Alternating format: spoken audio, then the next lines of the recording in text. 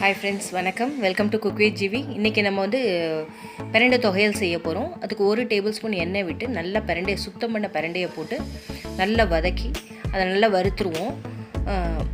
நல்லா வதங்கிடணும், கலர் மாறிடணும் பாருங்கள். இந்த ஸ்டேஜுக்கு வரைக்கும் வதக்கிட்டு ஒரு கைப்பிடி அளவு கருவேப்பிலையும் போட்டு அது கூட சேர்த்து வதக்கிடலாம். வதக்கி இதை தனியாக எடுத்து வச்சுக்குவோம். நம்ம எடுத்து வச்சுட்டு அதே பேனில் ஒரு டேபிள் ஸ்பூன் ஆயில் விட்டுட்டு அதில் 4 ரெட் சில்லி போட்டிருக்கேன், ட்ரைடு ரெட் சில்லி. அதையும் நல்லா வறுத்து எடுத்துக்கலாம். அப்புறம் ஒரு கைப்பிடி அளவு ஒரு 9 சின்ன வெங்காயம், கொஞ்சம் பூண்டு, அப்புறம் ஒரு துண்டு இஞ்சி, இதெல்லாத்தையும் அரிஞ்சு போட்டு ஒன்றா வதக்கிடலாம். அது கூட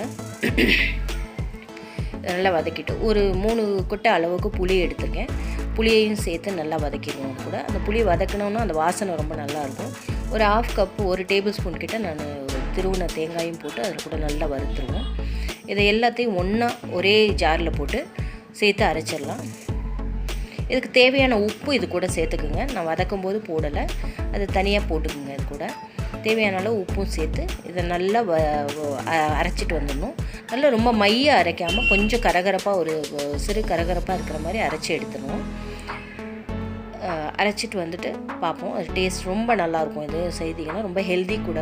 இந்தங்க அரைச்சாச்சு. இந்த கரகரன்னு அரைச்சிருக்கோம் பாருங்கள். இந்த மாதிரி கரகரப்பாக அரைக்கணும், அப்போ தான் அது நல்லாயிருக்கும். ஒரு பவுலில் ட்ரான்ஸ்ஃபர் பண்ணிடலாம். இதை இந்த ரெசிபி ரொம்ப டேஸ்ட்டு, ரொம்ப உடம்புக்கு நல்லதும் பார்த்திங்கன்னா எலும்புக்கு ரொம்ப வலு சேர்க்கக்கூடிய ஒரு ரெசிபி. இது செய்து பார்த்துட்டு உங்களுக்கு பிடிச்சிருந்தா உங்களோட ஃபீட்பேக் கமெண்ட் செக்ஷனில் கண்டிப்பாக தெரியப்படுத்துங்க. இன்னொரு சூப்பரான ரெசிபியோடு உங்களை மீண்டும் அடுத்த வீடியோவில் சந்திக்கும் வரை உங்களது வணக்கம் கூறி விடைபெறுவது கீதா வளவன்.